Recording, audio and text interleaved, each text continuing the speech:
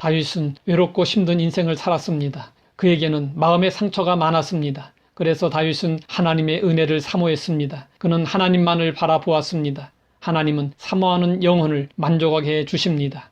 다윗은 하나님이 함께 하시며 베풀어 주신 넘치는 은혜로 골깊은 상처를 모두 쓸어버렸습니다. 두려움에 떨며 외로움에 가슴 아파하던 마음의 기억들을 모두 날려버렸습니다. 다윗은 영혼의 빈잔을 채워주시는 하나님으로 인해 참된 만족을 경험할 수 있었습니다. 그래서 다윗은 내 잔이 넘치나이다라고 고백할 수 있었습니다.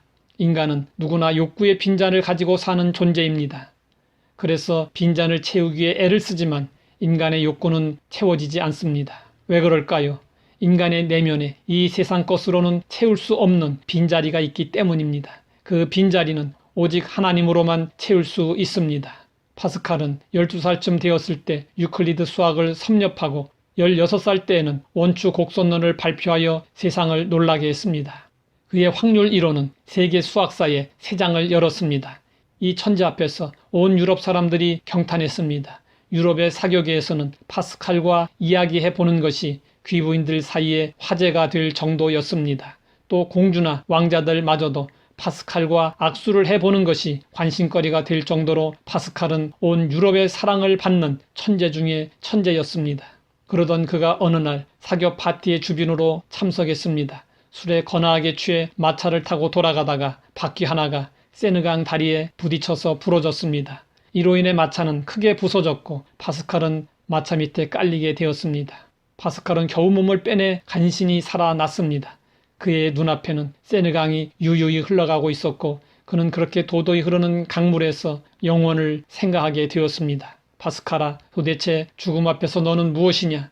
죽음 앞에서 내가 천재라는 것이 무슨 소용이 있느냐? 그는 죽음 앞에선 자신의 모습을 생각하며 어떻게 살아야 할지 생각하느라 잠을 이루지 못하는 고통의 나날을 보냈습니다. 파스칼의 소식을 들은 그의 누나가 동생을 만나러 먼 길을 찾아와서 그에게 예수 그리스도를 전해 주었습니다. 파스칼은 예수 그리스도를 믿고 나서 이렇게 고백했습니다.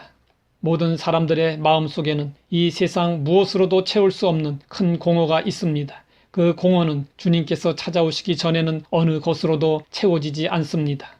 그 이후 파스칼은 하나님 없이 사는 사람들을 위해 하나님이 살아계신 것을 논리적으로 증명하는 변증서를 쓰기 위해 심혈을 기울였습니다. 그는 생각날 때마다 계속 메모를 했습니다. 그러나 그는 그 메모들을 연결시키지 못한 채 38살의 젊은 나이에 세상을 떠났습니다. 후세 사람들이 그의 생애를 정리하다가 그 메모를 모아 책으로 냈습니다. 그것이 바로 오늘날까지 전해지며 세상 사람들이 사랑하는 파스칼의 팡세입니다. 그의 양복 주머니에서 주님께 회개하는 간증이 적힌 메모지도 발견되었습니다. 메모에는 이런 글이 적혀 있었습니다. 의로운 아버지여, 세상이 아버지를 알지 못하여도 나는 아버지를 아옵니다. 저에게는 기쁨 또 기쁨이 있으며 예수님 나의 구주 되시는 주님께 나의 모든 것을 완전히 의탁합니다. 우리에게도 영혼의 갈급함이 있습니다. 그 빈자리는 하나님으로 채워야 합니다. 하나님을 사모할 때 그 무엇으로도 채울 수 없는 우리 영혼의 빈잔이 채워집니다. 그러므로 우리의 영혼의 빈잔을 하나님을 향해 높이 들어야 합니다. 우리를 하나님께 맡겨야 합니다. 그러면 하나님이 우리와 함께 하십니다. 푸른 풀밭과 쉴만한 물가로 의의 길로 인도하십니다. 주의 지팡이와 막대기로 우리를 안위해 주십니다. 원수의 목전에서 상을 차려 주시고 기름을 우리 머리에 부어 주십니다. 그러면 우리도 다윗과 같이 내 잔이 넘치나이다라고 고백할 수 있을 것입니다. 하나님 아버지, 우리에게 영혼의 갈급함이 있습니다. 그 갈급함은 이 세상 것으로 채워지지 않는 것을 알고 있습니다. 이제 주님을 향하여 나의 빈잔을 높이 듭니다. 넘치도록 채워주시옵소서. 예수님의 이름으로 기도드립니다.